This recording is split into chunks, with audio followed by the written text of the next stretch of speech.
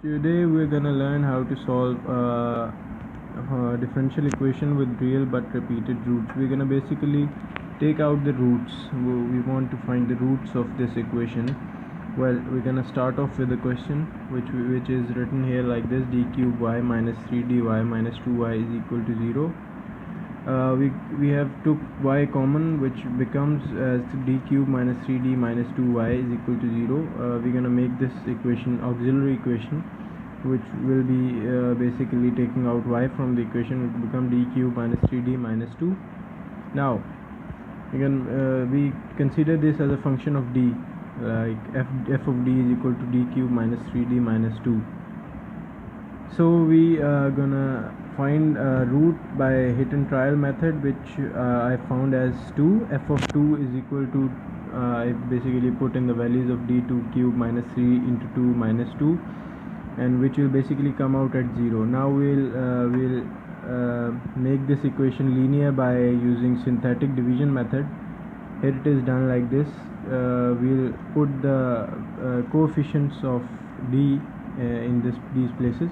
Like d cube was 1, d square, there was no d square, we'll put it as 0, and the coefficient was d was minus 3, and minus 2 is like here. Now we're gonna synthetically divide it by 2. 1 will come like this exactly as here.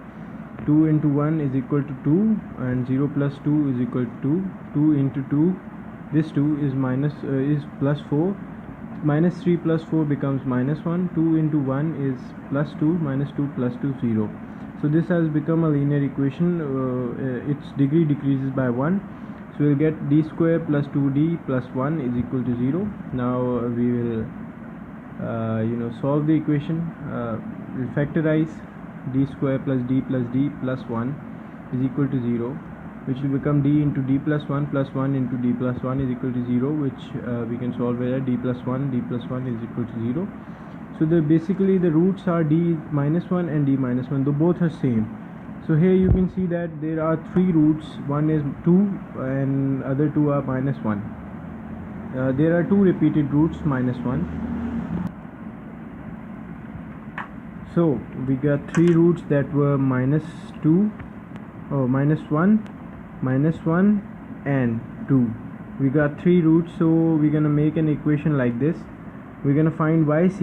We can find yc like this is for the first root, c1 e to the power, this is the root 2, this is the root here, 2x. Now you can see here, this is the root 2x, and yeah, that's the main part. In the repeated roots, we have this formula like this thing, c2 plus c3x.